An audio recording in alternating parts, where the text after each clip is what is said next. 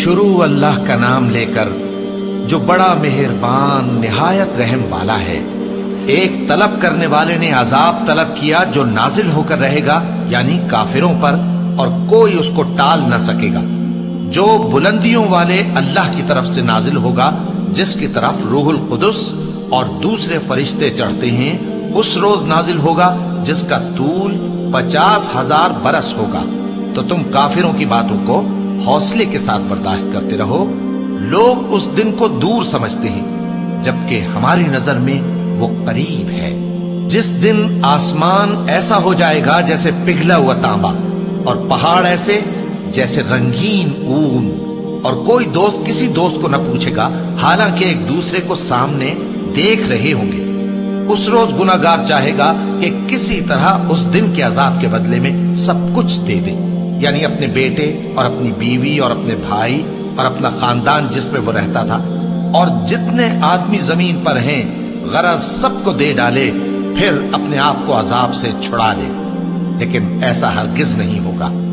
وہ بھڑکتی ہوئی آگ ہے، کھال ادھیڑ کر کلیجہ نکال لینے والی۔ وہ ان لوگوں کو اپنی طرف بلائے گی جنہوں نے دین حق سے اعراض کیا اور منہ پھیر لیا، اور مال جمع کیا پھر سینت سینت کر رکھا۔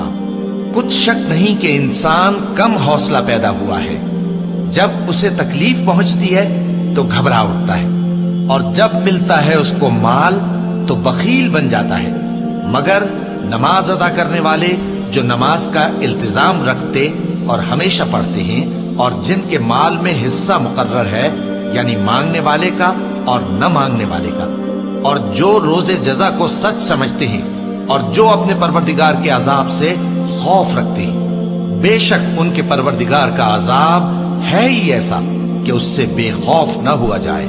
اور جو اپنی شرمگاہوں کی حفاظت کرتے ہیں مگر اپنی بیویوں یا باندیوں سے کہ ان کے پاس جانے میں انہیں کچھ ملامت نہیں، اور جو لوگ ان کے سوا اور طریقے ڈھونڈیں تو وہ حد سے نکل جانے والے ہیں، اور جو اپنی امانتوں اور اپنے عہد و پیمان کا پاس کرتے ہیں، اور جو اپنی گواہیوں پر قائم رہتے ہیں، اور جو اپنی نماز کی پابندی کرتے ہیں، یہی لوگ جنتوں میں عزت و اکرام سے ہوں گے۔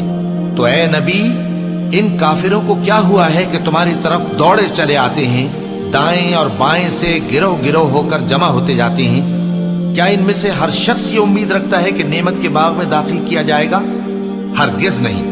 ہم نے ان کو اس چیز سے پیدا کیا ہے جسے یہ جانتے ہیں۔ پس مشرقوں اور مغربوں کے مالک کی قسم کہ ہم طاقت رکھتے ہیں، یعنی اس بات پر کہ ان سے بہتر لوگ بدل لائیں، اور ہم عاجز نہیں ہیں۔